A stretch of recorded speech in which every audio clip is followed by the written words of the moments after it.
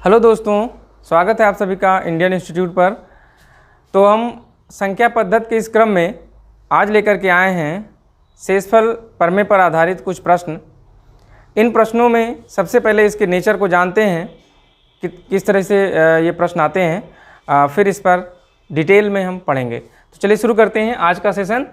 और सबसे पहले कुछ प्रश्न हम लिखेंगे बोर्ड पर ताकि आपको ये समझ में आ जाए कि आज हम पढ़ने वाले क्या हैं।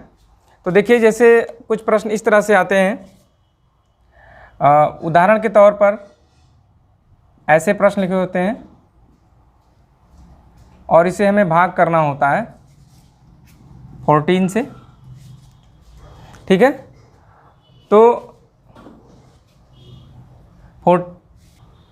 ठीक है दोस्तों, तो इस तरह का देखिए प्रश्न आता है और इसमें पूछा गया जाता है कि इसका शेषफल क्या होगा।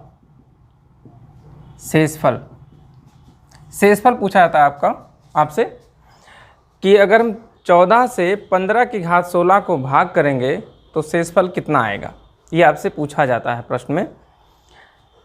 ये शेषफल प्रमेय पर आधारित प्रश्न है। यहाँ हम इसे वैकल्पिक विधि द्वारा पढ़ेंगे क्योंकि डिटेल में पढ़ने पर या डिटेल में हम क्वेश्चन को जब सॉल्व करेंगे तो वहाँ काफ़ी समय लगेगा और आंसर निकाल पाना इतना आसान नहीं होगा।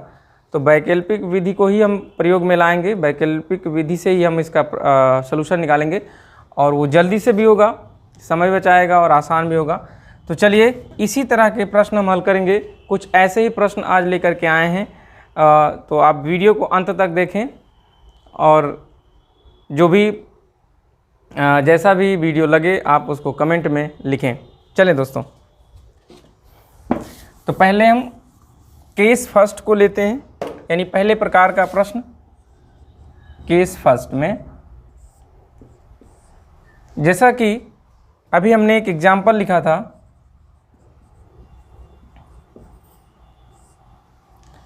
तो एक एग्जाम्पल हम ले लेते हैं पहला।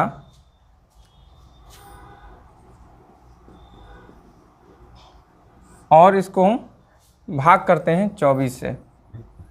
ये ध्यान रहे, इस तरह के प्रश्न में जिससे हम भाग करते हैं और जिसको भाग करते हैं, इसमें जो अंतर होता है वो बहुत ही कम से कम होता है।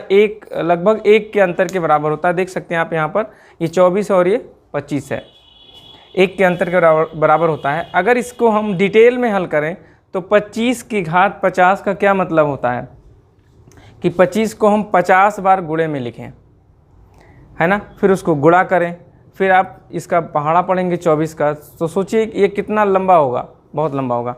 तो यहाँ क्या करते हैं, सीधे ये अपनाते हैं कि हम 25 को 24 से भाग करते हैं और देखते हैं क्या आता है। तो हम 25 को अगर 24 से भाग करेंगे तो देखिए क्या आता है दोस्तों। 24 एकम 24 और यहाँ पर एक शेषफल बचता है ना। एक आपका शेषफल बचता है और 25 जो है 24 से जब डिवाइड करते हैं तो एक शेषफल बचता है। तो 1 की घात हम अगर शेषफल इसका निकाल रहे होते हैं, क्योंकि शेषफल ज्ञात करना है कि शेषफल क्या बचेगा, तो शेषफल हमारा यहाँ 1 बचता है जब हम 24 से भाग करते हैं। तो इस मतलब एक शेषफल अगर 25 को हम 50 बार लिखते हैं गुणे में, तो 1 की घात यानी एक जो शेषफल बचा है हर 25 को, देखिए थोड़ा सा मैं डिटेल में इसको लिखता हूँ, इस तरह से प्रसारित करता हूँ। जैसे 25 को 50 बार तो नहीं लिख सकते, लेकिन मैं कुछ लिखता हूँ, कुछ बार लिखता हूँ।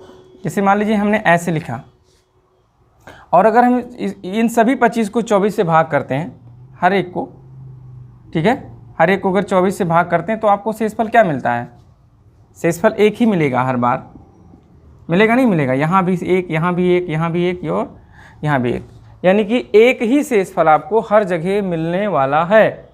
तो हम सीधा सीधा ये समझ सकते हैं कि जो 50 यहाँ पर घात में लिखा हुआ है वही घात शेषफल में बची हुई संख्या के ऊपर भी लग जाएगा। भाई 24 से आप 25 को भाग करेंगे, 1 बचेगा, हर बार 1 बचेगा, तो 1 की घात 50 हो जाएगा इसका शेषफल। ठीक, अब 1 को अगर हम 50 बार गुणा करेंगे तो भी क्या आएगा, 1 ही आएगा। तो इस तरीके से ये जो पहला प्रकार है, पहले प्रकार का जो प्रश्न मिलता है वो ऐसा मिलता है। इसमें क्या होता है कि 25 की घात 50 ऐसा एक प्रश्न होता है, और 25 से एक कम जो संख्या होती है उससे हमको भाग करना होता है। और इस तरह के प्रश्न को हल करने के लिए आप सीधे सीधे 24 से दी गई संख्या को, इस भाजक को 25 को भाग करेंगे, और जो शेषफल आएगा, एक आया, आपने देखा ना, 24 से हमने 25 को भाग किया, शेषफल आया 1, और 1 की घात क्या हो जाएगा, 50 हो जाएगा। ठीक है, समझ में आया? चलिए, तो इस तरीके से ये था आपका केस फर्स्ट, पहले प्रकार का। यहाँ पर क्या होता है, केस सेकेंड में क्या लेकर के आएंगे हम, आगे देखते हैं। देखिए, दूसरे प्रकार का जो आपका प्रश्न है, दूसरे प्रकार का, इसमें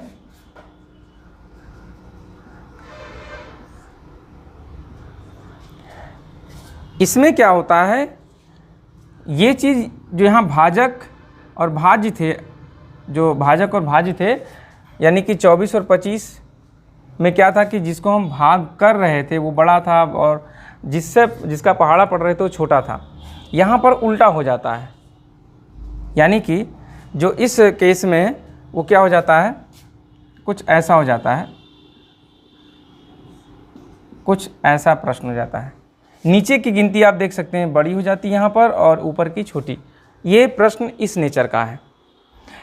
तो यहाँ पर क्या करते हैं, यहाँ भी हम ऐसे ही इसको भाग करेंगे, परंतु कुछ ऐसे, देखिए ध्यान से, 45 से हम 44 को भाग करेंगे।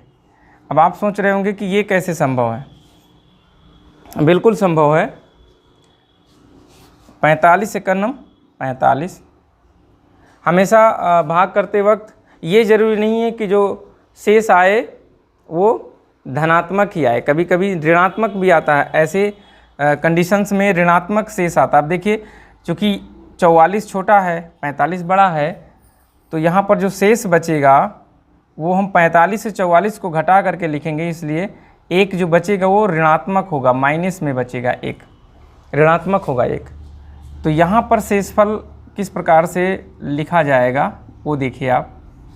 शेषफल जो होगा वो ऋण 1 की घात 80, 80 है ना यहाँ पे, तो ये 80 बार हो जाएगा। तो ये ऋण 1 की घात 80। और आपको पता है किसी भी ऋणात्मक संख्या को अगर सम बार गुणा करें, सम मतलब आप देख सकते हैं यहाँ 80, 80 क्या है, सम।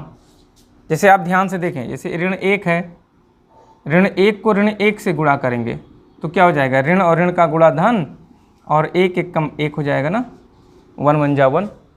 इसका मतलब क्या हुआ कि ये कितनी बार ऋण का गुणा हुआ, 2 बार गुणा हुआ। आप देख सके कितनी बार ऋण का गुणा हुआ, 2 बार गुणा हुआ। 2 क्या है, 2 एक सम संख्या है। तो यहाँ से क्या मतलब निकला कि अगर किसी ऋण को हम सम बार गुणा करते हैं तो वो धनात्मक हो जाता है, और अगर यही संख्या विषम बार होगी तो वो ऋणात्मक ही रहेगा। ठीक है, तो यहाँ पर 80 जो है वो सम है, यह एक सम संख्या है, इसलिए ये ऋण 1 क्या हो जाएगा, धनात्मक हो जाएगा, और इसका शेषफल क्या बन जाएगा, धन 1। ठीक है, समझ में आया? तो ये आपका केस सेकंड है। चलिए, अब इसके बाद हम केस थर्ड को देखते हैं, तीसरे प्रकार। हाँ, एक चीज़ और इसमें थोड़ा सा ध्यान दें। हो सकता है कभी यहाँ पर सम के बजाय विषम आ जाए। चलिए उसको भी देख लेते हैं एक दूसरे उदाहरण में।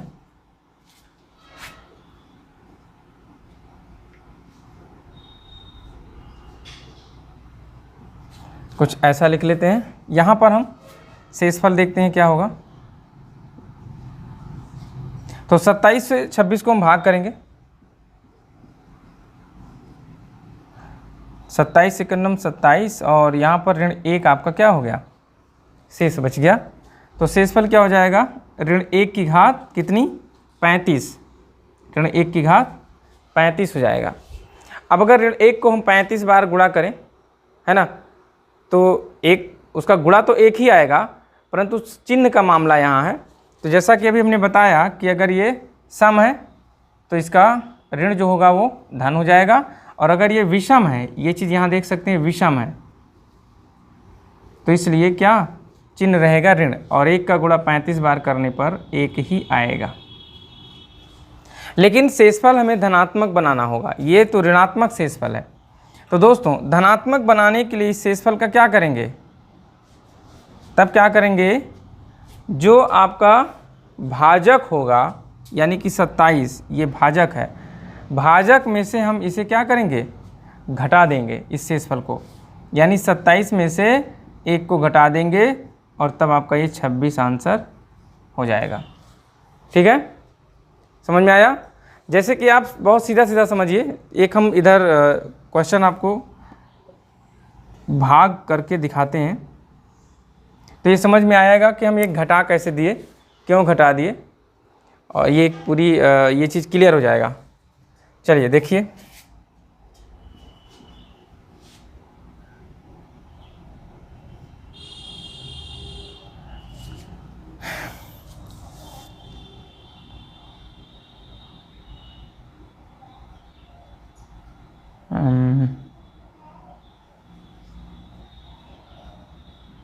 चलिए हम ऐसे छोटा सा ले लेते हैं 4।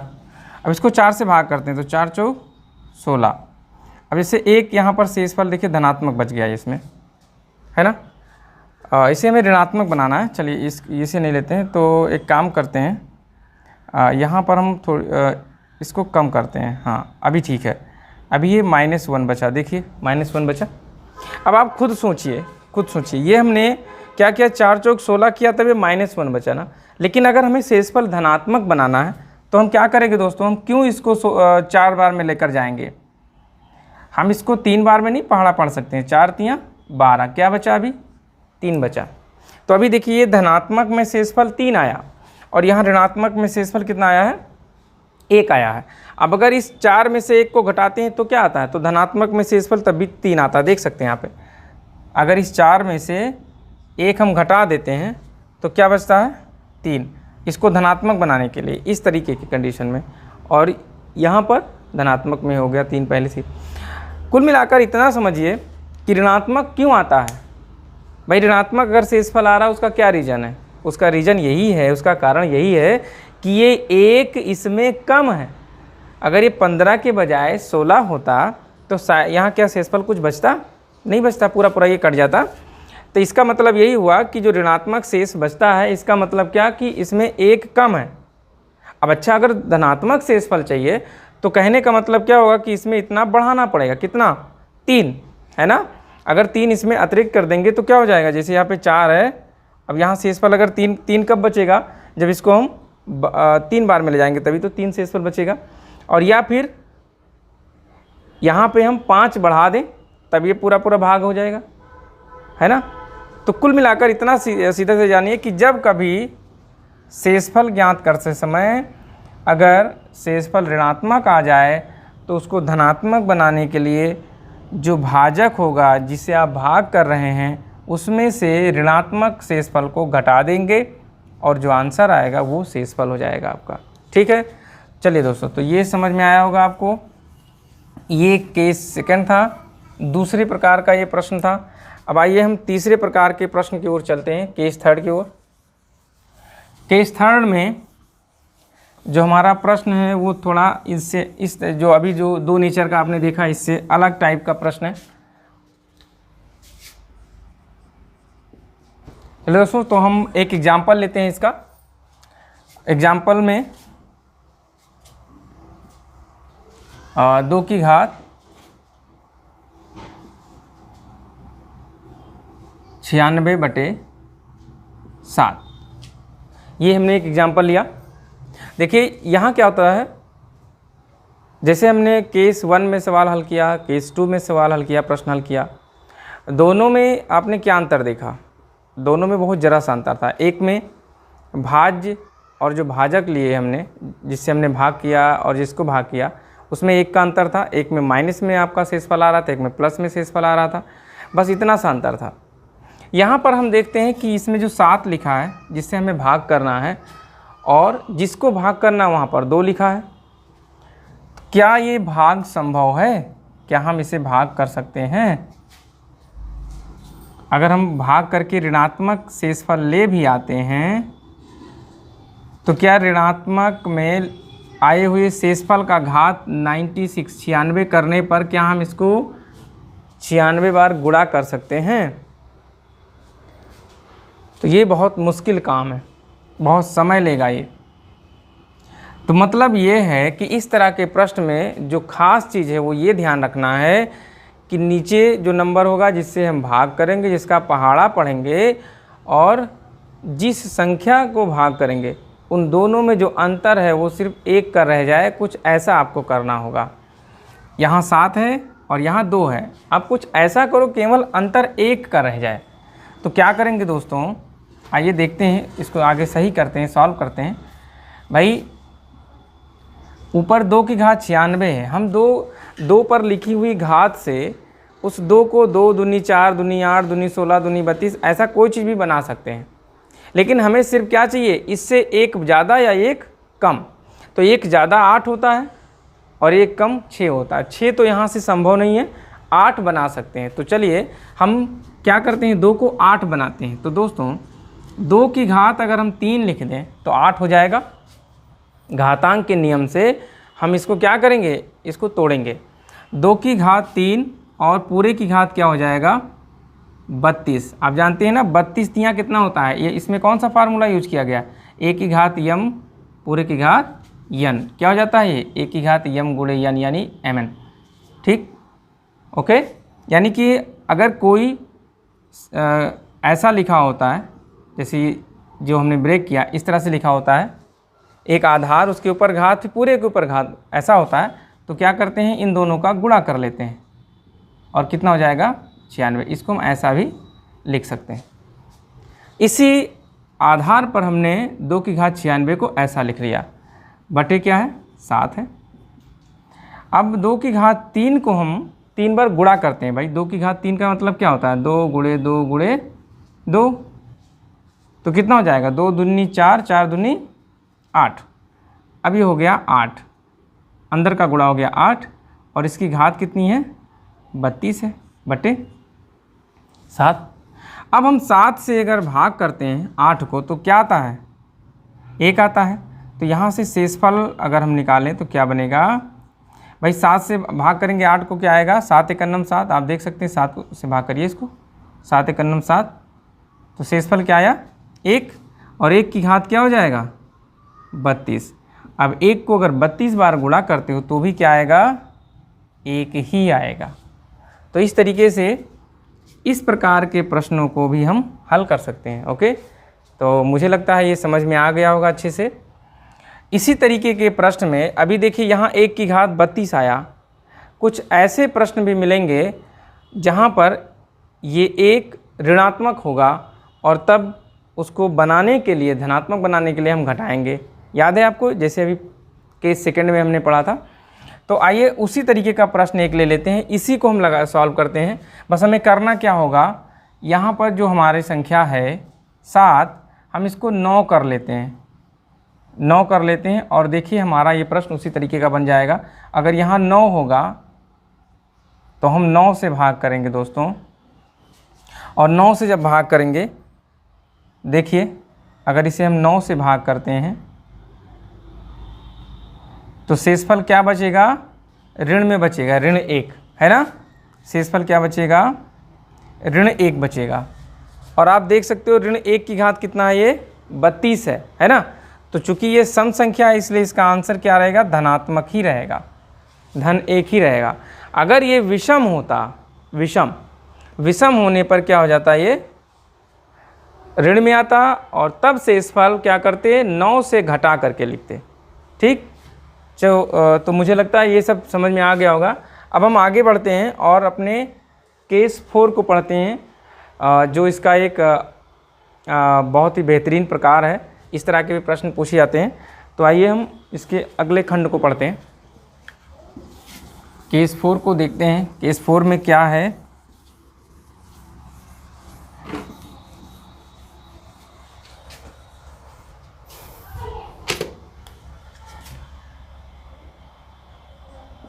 तो दोस्तों केस 4 में जो प्रश्न हैं कुछ थोड़े से बदले हुए हैं, थोड़ा सा उसमें और चेंजेज हैं, ज़्यादा अंतर नहीं है। चूँकि शेषफल प्रमेय के इस खंड में हमें शेषफल प्रमेय का ही प्रयोग करना रहता है, थोड़ा सा अंतर है, थोड़ा सा बदलाव है। देखिए कैसे, इसके भी हम एग्जाम्पल्स लेते हैं और आपको समझ में आ जाएगा ये।